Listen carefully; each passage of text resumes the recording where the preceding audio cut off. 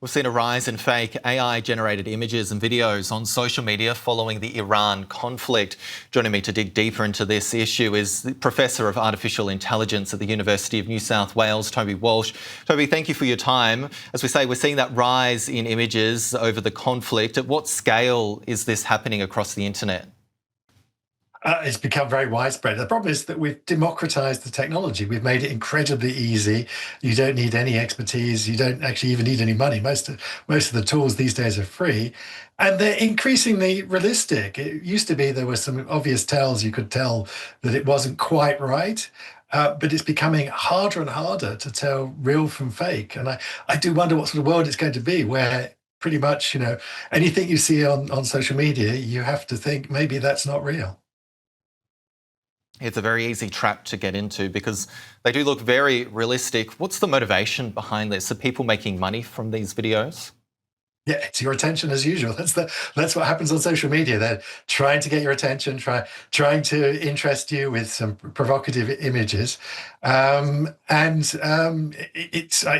this fun. On a positive side, technology is going to come along to help us deal with this, but it's several years away. We're going to have digital watermarks that will stamp where it's coming. Say this was recorded in Tehran 3 hours ago by the BBC cameraman, but that is yet to come. So in the meantime, I do think that social media is just going to be a place where we're going to have to persuade ourselves that it's amusing and entertaining. But if we want to find the news, we've got to come to places like this. We've got to come to Sky News or the BBC, wherever it is that we trust to have actually put the hard work in to check the veracity of what we're looking at.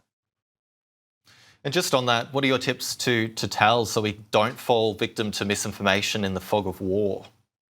Well, the first tip is provenance. Where has it come from? If it's a random social media site, then be very skeptical. Secondly, you can tell, there are a few tells still. If you look carefully at the physics, sometimes it gets the physics slightly wrong. Things fall over in slightly the wrong order, or things that should have fallen over haven't fallen over. So look carefully. But the most thing is where did it come from? Can you trust the person who's trying to show you this? Another thing that I wanted to get into on my personal algorithm, I've seen a barrage of videos online promoting what Iran was prior to the Islamic Revolution, showing it as a kind of utopia here. Are we seeing a kind of shadow war, I guess you could put it, being fought online at a global scale to influence the perception of the public?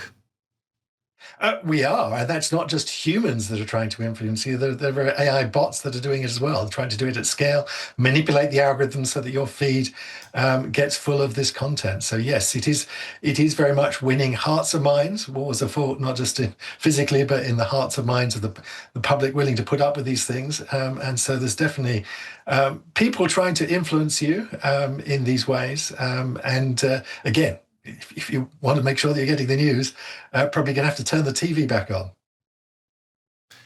It is quite scary that perhaps unconsciously we're being sort of shown these videos and influenced in that way. We might not be aware of it, and it's very subtle as well. Broadly speaking, do tech giants have a responsibility to shut down propaganda online?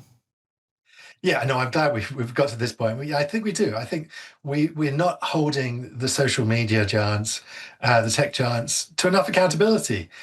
This content, we've had fake photography since we've had photography, but the problem is that social media can put it in front of millions of eyeballs, and we're not holding the social media platforms responsible for propagating that harm. And I think it used to be, it wasn't such an important part of the media. Now, most people, get a lot of their news from social media. Facebook is the largest news organization on the planet. We probably need to hold them to the same standards that we hold you to. And just on that, how widespread is this? Is it countries that are funding this kind of, I guess we could call it propaganda on social media? Are these innocent-looking videos of any kind? It could apply to any sort of conflict here that will influence people sort of showing one side of the conflict in a positive light. Yeah, so it's people at all organizations at all levels. So you will have, Russian and North Korean actors doing it. There, of course, the terrorist organizations in those places will be doing it, and then there are just influencers just trying to make money after social media, and they don't actually really care too much about the message they're selling. They're just trying to sell adverts and buy your attention. So it's people at all different levels are doing it. Yeah, very interesting. I'm glad we could have this conversation. Professor of Artificial Intelligence at the University of New South Wales, Toby Walsh, thank you. Thank you, Jack.